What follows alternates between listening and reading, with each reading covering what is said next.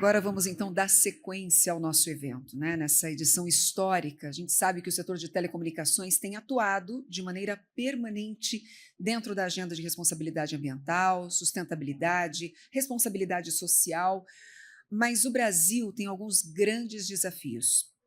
Conectar as suas comunidades mais distantes e conectar as nossas escolas públicas. Todos estes desafios estão sendo enfrentados com políticas públicas e também com iniciativas que passam pelo setor de telecomunicações. Além disso, passam também pelas redes, serviços digitais, enfim. Neste próximo painel, nós vamos tratar justamente de algumas dessas iniciativas. Então, vamos agora para o nosso terceiro painel desse nosso encontro. Para moderar essa conversa, nós contamos com ela, que é representante do movimento Mulheres do Brasil, consultora e uma experiente executiva do setor de tecnologia. Vamos receber Marise de Luca.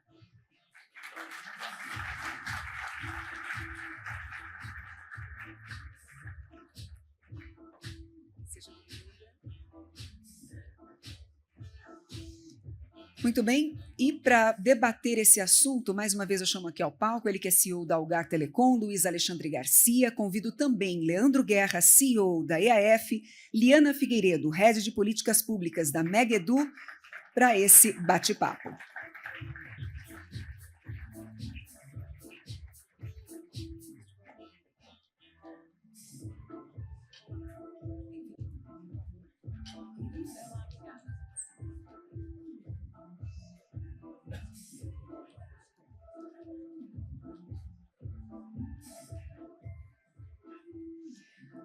Muito bem, então, para a condução dessa conversa, a moderadora, Marise. Boa tarde a todos e todas.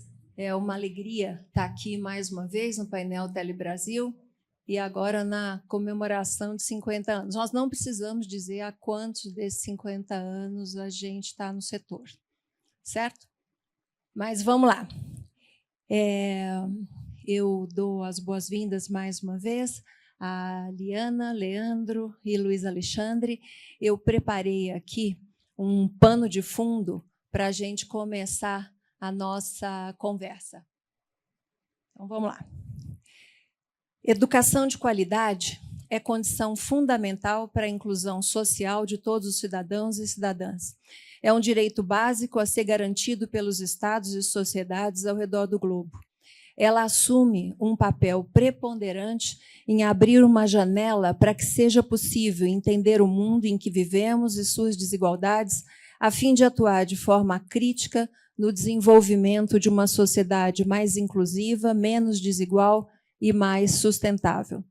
Quando falamos de educação de qualidade no século XXI, não podemos deixar de citar a demanda crescente por utilização de tecnologias educacionais que, embora estejam amplamente disponíveis, são desigualmente acessíveis, quando não inacessíveis, principalmente quando se trata de escolas públicas. O acesso a tecnologias educacionais e a conexão à internet tornam-se, portanto, cada vez mais imprescindíveis para garantir experiências educativas inovadoras e promover a qualidade e a equidade na educação pública. A conectividade é um direito básico do cidadão assegurado no artigo 19 da Declaração Universal dos Direitos Humanos. Ela permeia os 17 Objetivos de Desenvolvimento Sustentável da ONU, por tratar-se de instrumento básico de inclusão social das pessoas para concretizar os direitos humanos e redução de desigualdades. A conectividade se faz necessária para assegurar as 3 dimensões do desenvolvimento sustentável: a econômica, a social e a ambiental, de forma equilibrada e integrada. Ou seja, vivemos em um mundo na qual inclusão digital é condição essencial para o exercício da cidadania. A desigualdade de acesso à internet não só reflete a disparidade socioeconômica do país, como ajuda a reforçá-la. Então, inclusão digital é um dos principais contribuintes e facilitador para uma economia mais forte e um desenvolvimento econômico aprimorado por meio de riqueza compartilhada e de equidade de oportunidades. Por outro lado, sabemos que a transformação digital é um fato que abrange toda a sociedade. É uma realidade necessária que não pode excluir pessoas não aptas a fazer uso das ferramentas tecnológicas, seja por falta de conectividade, por falta de dispositivos ou por falta de alfabetização digital. O fato é que a transformação digital chegou sem que os desenvolvidos fossem preparados para fazer uso dela. Sendo assim, como podemos torná-la acessível e inclusiva de forma segura para todos os públicos? É isso que vamos tratar nesse painel, tá bem? Então, vamos lá. O papel ajuda, sabe? Quando a gente fica aqui com o tablet. Eu vou começar com a Liana. Liana, o Brasil passou a adotar algumas políticas importantes de conectividade em escolas nos últimos anos. Como você compara o cenário que tínhamos antes dessas políticas com o cenário atual? Boa tarde, Marise. Boa tarde, colegas de painel e a todas as pessoas que acompanham. Rapidamente, só vou fazer uma apresentação da MEG-EDU, mas prometo que em 30 segundos. A MEG-EDU, para quem ainda não conhece, é uma organização da sociedade civil, sem fim lucrativo, que existe para apoiar governos e o setor privado, e acho que todos os setores envolvidos nesse desafio de conectividade de escolas, à universalização da conectividade de escolas. Então, a gente trabalha com formulação e consolidação de dados, inteligência. Acho que a gente traz para a mesa todas as informações necessárias para uma tomada de decisão qualificada. Esse é o nosso papel. Além de trabalhar na MEG-EDU, também sou conselheira no Conselho Gestor do FUST, alguns colegas aqui presentes, Ferrari especialmente, agradeço o convite. E aí, respondendo a sua pergunta, Marise, a gente acompanhou muito esse processo na MEG-EDU, né? Do antes e o durante, porque acho que a gente está num processo do durante ainda.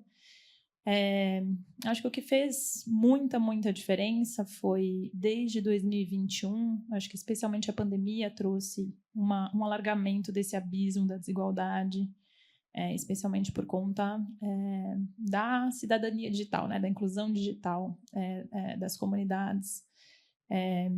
E aí, acho que a gente começou a observar que era uma pauta que não existia, enquanto pauta em si, né? E aí eu acho, assim, até por identificar o que era o problema. Qual era o tamanho desse problema? Aonde estava esse problema de forma mais acentuada? Então, acho que um dos principais pontos, uma das principais diferenças de 2021 para cá, acho que foi a identificação da pauta, e, uma vez identificada, a alocação de recurso para que esse desafio fosse sanado.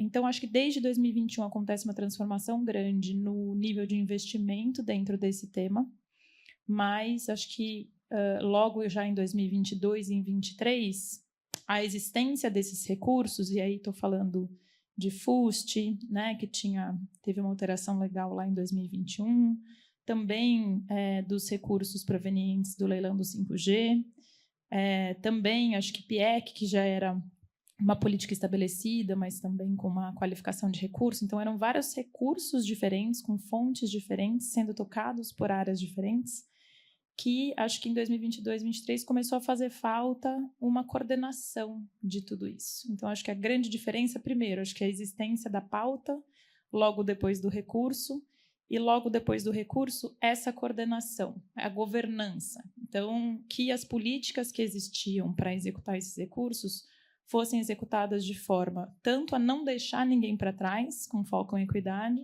e especialmente para não se sobreporem. Então, no ano passado, acho que teve um esforço do governo federal grande nesse sentido, na criação da ENEC, né, que é a Estratégia Nacional de Escolas Conectadas, no sentido de todos os órgãos e políticas que estavam sendo implementadas, que fossem implementadas de forma coordenada coordenando as listas de escolas, quais escopos seriam atendidos por quais recursos, e acho que hoje a gente está vendo isso acontecer. As políticas agora estão sendo executadas, acho que o grande desafio de agora é entender e acompanhar o ritmo da execução. Então, acho que existe dinheiro, existe coordenação, agora a execução precisa ser tão ágil quanto esses primeiros passos. Acho que vai ter um desafio grande também relacionado a dispositivos, porque acho que todas essas políticas foram bastante focadas na parte de infraestrutura mais hard. Então, especialmente na parte da conectividade em si, do acesso, o serviço de conectividade, Wi-Fi. Então, acho que até aí. Agora vem um desafio grande para dispositivos, que é quem vai fazer a realidade da tecnologia chegar, de fato, na mão do estudante. Então, acho que é isso que a gente viu até agora e um pouco do que está acontecendo. Obrigada, Eliana. Eu vou aproveitar, eu comecei falando aqui de agenda ESG e vou aproveitar e perguntar para o Luiz Alexandre. Quais têm sido as principais prioridades da Algar quando a gente fala de agenda ESG e de que maneira vocês acreditam que a empresa e o setor de telecom, de uma maneira geral, podem contribuir com esses desafios na área de educação, saúde e outros setores essenciais? Tá, boa tarde a todos. Boa tarde, Marise. Obrigado pela pergunta. Eu vejo que o setor de telecomunicações, de uma forma geral, está bem evoluído em ESG. Primeiro, questão de governança, não tenho o que dizer, as empresas estão bem avançadas. A consciência da parte ambiental também é extremamente alta. A maioria das empresas hoje são movidas a energia limpa, eólica ou solar.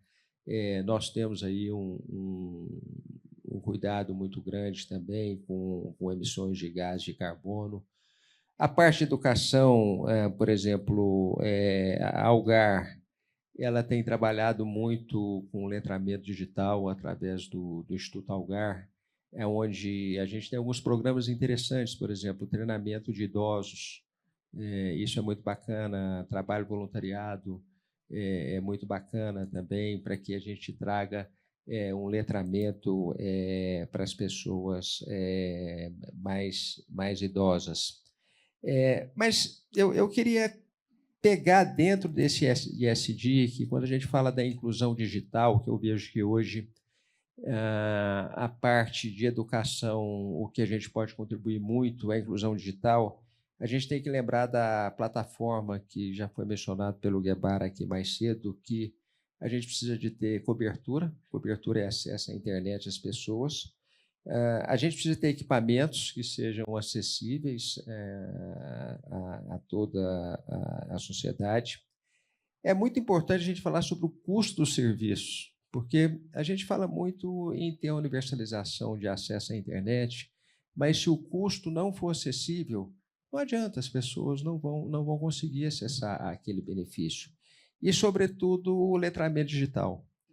Hoje, na Algar, nós temos, na nossa área de concessão, vendo o copo meio cheio, tá? A gente tem mais de 1.400 escolas conectadas, representa 50% das escolas públicas. Quer dizer, ainda tem 50%, mas 50% nós já atingimos. Mas o desafio, às vezes, é que o próprio professor não consegue usar as ferramentas digitais. E, se ele não consegue usar, ele terá dificuldade para fazer a inclusão, o letramento digital dos alunos. Então, eu acho que aí tem um espaço imenso para que, dentro do ISG, a gente possa focar mais na questão do letramento digital e levar mais serviços às escolas. Por que não a gente falar mais na frente aí como que o setor privado e público poderiam cooperar, né? Exatamente. Eu vou aproveitar o que você falou de universalização, de conectividade, e fazer uma pergunta para o Leandro. Leandro, a EAF tem entre as suas missões conectar uma parcela importante da Amazônia com as infovias subfluviais. Como essa conectividade pode se refletir em benefícios nessas áreas de educação, de saúde, outros setores essenciais? Obrigado, Marise, pela pergunta. Boa tarde a todas e a todos. Cumprimentar aqui meus colegas de painel, o Luiz, a Liana. Vou aproveitar que a Liana apresentou, né, a entidade dela. Vou apresentar rapidamente a AF, né, que, para quem não conhece, a entidade administradora da faixa. Ela foi criada no âmbito do leilão do 5G, do edital do 5G, para executar políticas públicas, e ela é uma associação sem fins lucrativos composta pelas 3 associadas, que são as operadoras que venceram, né, os lotes nacionais, a Claro, a TIM e a Vivo, que realizaram um aporte nesse sentido para cumprir as obrigações que estão lá no edital, e dentre elas está essa que você acabou de mencionar, que é a implantação de 6 infovias na região amazônica. Essas 6 infovias, para ter uma ideia, né, são 9.000 quilômetros de cabos subaquáticos. Ele compõe o que o governo federal, um programa do governo federal chamado Norte Conectado, e é um desafio imenso, né, né, pelo fato de ser a Amazônia. E o interessante disso, a tua pergunta, é que eu vejo por 2 aspectos dessa resposta, né? Primeiro, porque a gente tem que explicar um pouquinho o que é esse cabo, né? Esse cabo é composto por 48 fibras. É uma rede de transporte de alta capacidade, uma tecnologia nova de fibra ótica, e um desses pares ele é já iluminado de cara, já de início, né? A AEF ilumina um par desse cabo, um par de fibra, com um sistema de DWDM, 200 canais, 20 canais de 200 gigabits por segundo, o que equivale a 4 terabits por segundo. E esse número, 4 terabits por segundo para um par de fibra, é interessante comparar com a realidade atual, né? No início desse projeto, lá em 2022, a Anatel fez um levantamento do backbone, e eu gosto de citar esse exemplo porque é concreto, né, de Roraima. Então, no estado de Roraima, quando a gente chega em Boa Vista, o backbone de saída, na saída para o backbone nacional, onde passa todo o tráfego, era da ordem de 300 gigabits por segundo. Então, um par de fibra dessa rede equivale praticamente a 13 vezes mais capacidade, né, iluminando apenas uma fibra. É como se a gente pegasse a Via Dutra, né, que tem 2 pistas, e, de repente, a gente passasse a ter 26 pistas. E ali, nessas pistas, estão passando os bits e bytes da saúde, da educação e de outros serviços, né? Então, a capacidade e qualidade e resiliência é um ponto importante para toda a região. Um outro aspecto importante é a inclusão, porque, ao longo dessas 6 infovias, dos 9.000 quilômetros que eu comentei, existem aberturas dessa rede, que são localidades que estão ali, né, na passagem do rio, são localidades ribeirinhas, comunidades ribeirinhas, em que em cada uma dessas 48 comunidades é construída uma rede metropolitana também de fibra ótica, de alta capacidade, para conectar prédios públicos, escolas, 10 escolas para cada uma dessas 48, quer dizer, quase 500 escolas vão estar conectadas com velocidade de 1 gigabit por segundo, assim, quando possível. Hospitais também, então, aí o impacto direto também na área de saúde. Eu gosto muito de citar um exemplo, Belém dos Solimões. Belém dos Solimões fica quase na fronteira com a Colômbia, é no município de Tabatinga. E essa localidade é uma comunidade essencialmente indígena, talvez seja a maior concentração indígena do Brasil. São quase 8.000 indígenas que moram ali. Então, essa comunidade ela vai ser atendida pela Infovia 02, que nós estamos prestes a lançar. A AEF já lançou 2 infovias, a Infovia 03, que contorna o Marajó, a Ilha do Marajó, né, Belém-Macapá, e a Infovia 04, que sobe, né, pelo Rio Branco, de Vila de Moura até Caracaraí, pelo rio, e depois pela estrada. Uma boa notícia, acabamos de ter autorização do DENIT essa semana para executar essa obra de cerca de 150 quilômetros pelo leito da BR-174 até chegar em Boa Vista. Então, esse é o contexto. Inclusão, onde a Infovia está passando, e aí a gente vai falar de serviços, mas o céu é o limite, né? Educação com inteligência artificial, se as pessoas não estiverem conectadas lá, o abismo vai ser muito maior. Com certeza. Eu vou pegar aqui, o Luiz começou a falar um pouquinho de política pública, e eu quero pegar, para a gente falar, eu quero que a Liana comente, o Luiz Alexandre também, o papel de políticas públicas e o papel da iniciativa privada e também da sociedade civil e na colaboração para que a gente enderece a lacuna de conectividade. Quem quer começar? Bom, eu acho que a gente tem uma harmonia perfeita aqui, porque hoje, mais cedo, nós vimos o ministro Celino falando da utilização do FUST para a conectividade de escolas, que, sem dúvida, vai ser um sucesso total. Eu vejo que a globalização da digitalização do Brasil precisa ser um projeto estratégico. A Coreia fez isso há 30 anos atrás, foi um sucesso total. Então, precisa ser um projeto estratégico de governo, porque... Você deixa eu te interromper? Por favor. De Estado. De Estado, desculpa, Por de governo favor. não, de Estado. Eu falo para ele assim, de Estado. A gente precisa lembrar que esses programas, para terem longevidade, precisam ser programas de Estado. Se eles forem programas de governo, eles têm data para serem revisitados. Desculpa, Luiz. Perfeito, o governo tem data finita, mas um projeto de Estado onde que a iniciativa privada ela pode entrar com toda a sua competência. As operadoras hoje têm aí uma capilaridade fantástica no Brasil. O órgão regulador poderia estudar aí uma forma de compartilhamento das nossas infraestruturas com objetivo específico para a digitalização do Brasil. O Estado poderia encontrar aí receitas no FUST, temos outras maneiras. Eu diria que até uma tributação específica para que a gente pudesse levar serviços digitais para os menos favorecidos. Em questão de escolas também, a gente deveria ter políticas de acesso e de uso. Se nós levarmos hoje acesso às escolas públicas para texto, por exemplo, você precisa de uma necessidade. Se todos quiserem assistir vídeo 8K, o consumo vai ser muito maior, não vai caber. Então, eu vejo que é muito bem-vindo essa parceria e utilizar toda a competência que a iniciativa privada já tem para fazer essa conectividade, junto com os recursos que já estão aí. Só precisariam ser direcionados de uma forma bem eficiente, seja através de uma tributação ou de utilização de recursos que o próprio setor já contribui hoje. Obrigada. Acho que de forma mais detida e focada na parte de conectividade de escolas, Marise, eu acho que é perfeito. A pergunta acho que já traz uma parte da resposta para mim, que é o tamanho do desafio para a conectividade de escolas, ele não é um desafio de um setor só.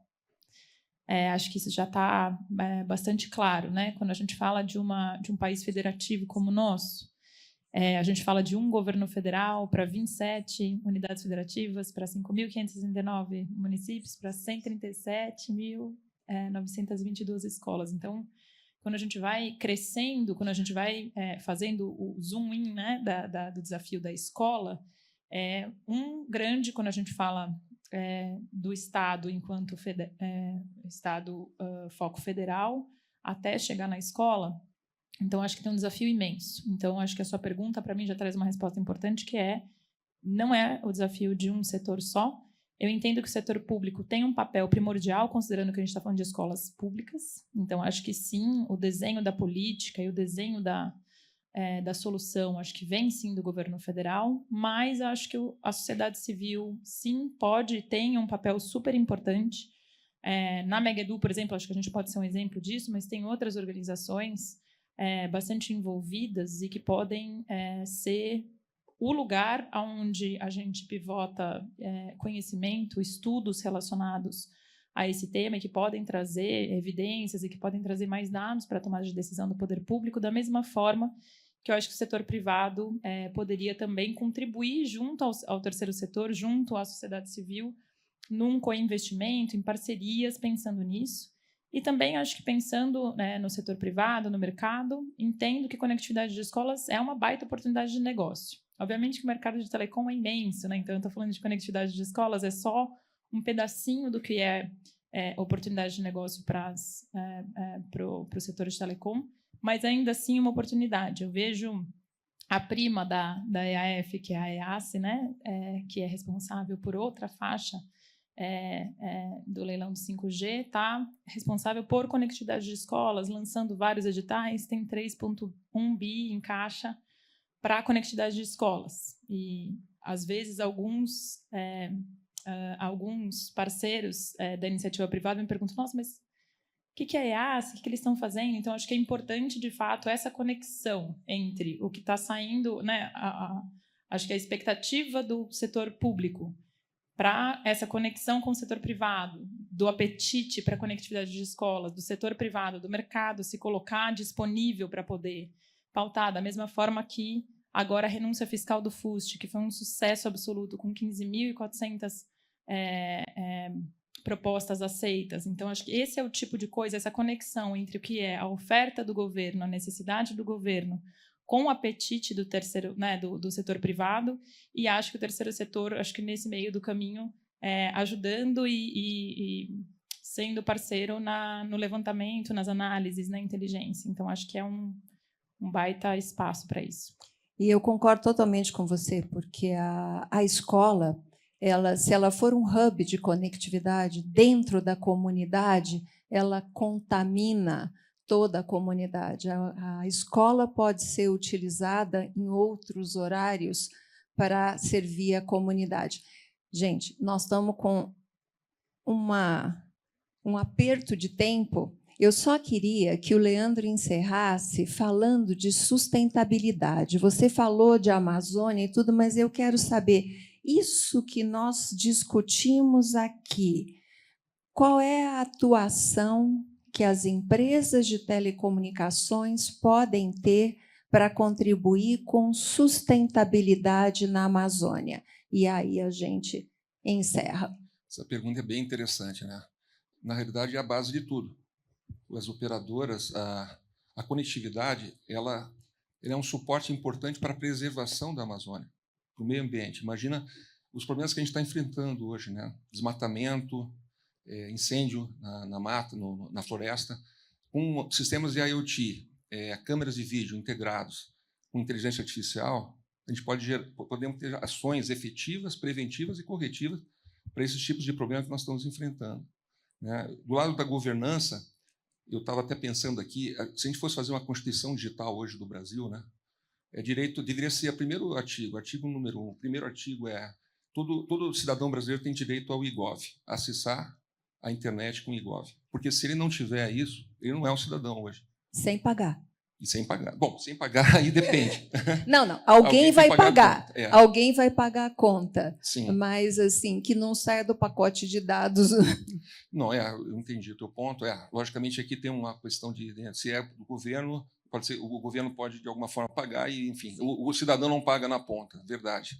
E o último ponto, você falou no início, inclusão digital é inclusão social, é desenvolvimento econômico. Isso. E, assim, a gente, nesse projeto, é interessante porque a gente está indo no Brasil profundo, né? O meu pai é de Manaus, né? Mas eu nunca tinha ido para o interior mesmo. Com esse projeto, tenho tido a oportunidade de ir para o interior do Amazonas, de toda a região. E uma coisa que um colega nosso aqui, o Wilson Cardoso, né, um dia falou, e eu achei bem interessante esse case, porque eu gosto muito de castanha do Pará, né? Meu pai é de Manaus, e tem determinados tipos de castanha do Pará que eu adoro. E lá no Mercado Municipal de São Paulo, eu pago R$80 o quilo dessa castanha. E todo dia é bom para a saúde, né? Dizem que é muito bom, eu como uma dessa castanha. O extrativista que está lá na ponta, ele vende essa castanha por R$2 o quilo. R$2 o quilo. E ela é vendida lá no Mercado de São Paulo por 80. Imagina se ele tiver acesso, por exemplo, a essa rede metropolitana que a gente está implantando, em cada abertura das infovias, vai ter um Wi-Fi público, né? Ele vai poder acessar. Imagina se ele puder entrar no e-commerce e vender diretamente e quebrar um pouco essa cadeia, né? Então, é disso que a gente está falando, né? É desenvolvimento social e econômico para as pessoas.